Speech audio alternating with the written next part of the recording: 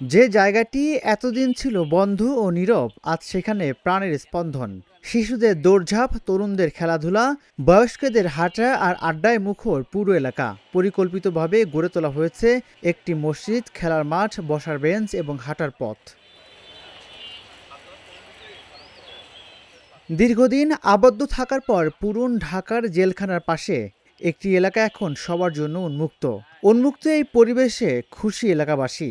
দীর্ঘদিনের আবদ্ধতা কাটিয়ে উন্মুক্ত হওয়া এই স্থান শুধু অবকাঠামোগত উন্নয়ন নয়, বরং পুরন ঢাকার বাসিন্দাদের জন্য নতুন করে প্রাণ ফিরে পাওয়ার গল্প। ঘনবসতিপূর্ণ পুরন ঢাকায় খেলার জায়গার অভাব নিত্যদিনের সমস্যা। এমন একটি উন্মুক্ত স্থান এলাকাবাসীর জন্য যেন স্বস্তির নিঃশ্বাস হয়ে এসেছে। এটা পুরান জেলখানা ছিল আগের, বুঝছেন? এই জেলখানাটা হাসিনার আমলে এটারে উন্মুক্ত করে দিতে আছে পাবলিকের জন্য, সব কিছু দেখার জন্য। এটার মধ্যে পার্ক বানাই দিতে আছে, আমের মার্কেট বানাই দিতে আছে, জাদুঘর বানাই দিতে আছে, আমের গার্ডেন বানাই দিতে আছে। এগুলা পাবলিকে ঘুরে ঘুরে দেখবে এই জন্য। সবাই একটু বৈশা বিকালবেলা আনন্দ ফুর্তি করতে পারবো এবং খুব সৌন্দর্য বানাই দিয়েছে। আগে এটা একটা ময়লা জায়গা ছিল, এদিক দিয়ে হাঁটা যাইতো না, গন্ধ করতো। এখন যে সুন্দর কাজটা করছে সবার জন্য ভালো হয়েছে। কাজ চলতেছে, এতে মনে ভালো লাগতেছে যে আগে কেমন ছিল এখন কেমন হয়েছে। যদি কাজটা কমপ্লিট হয় তাহলে মনে দেখতে আরো ভালো লাগবে। আগে এখানে ঢোকাই যেত না, এখন পরিবার নিয়ে এসে সময় কাটাতে পারছে, বলছেন সাধারণ মানুষ। আমাদের জন্য আরো ভালো খোলামেলা জায়গায় হাঁটার জন্য, আমরা তো হাঁটার জায়গা নাই, এখানে হাঁটার পরিবেশ হলো আরো ভালো হলো। অনেকেই সুন্দর হচ্ছে। আগে তো এটা পুরোটা বাউন্ডারি করা ছিল, ভিতরে কি ছিল দেখা যাইতো না, এখন খুলে দিছে।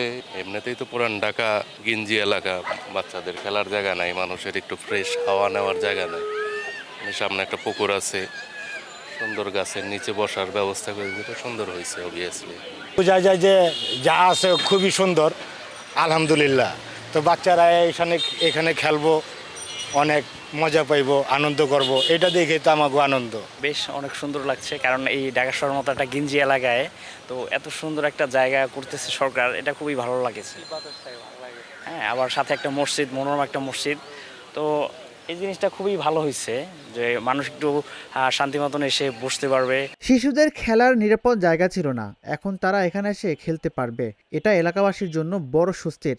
বাচ্চারা যে খেলার মাঠ পাচ্ছে, বাচ্চাদের মনে করেন একটা আনন্দ হইব, কিবা ঘুরতে আয়া এই খেলাধুলা করব, এটা একটা সৌন্দর্য।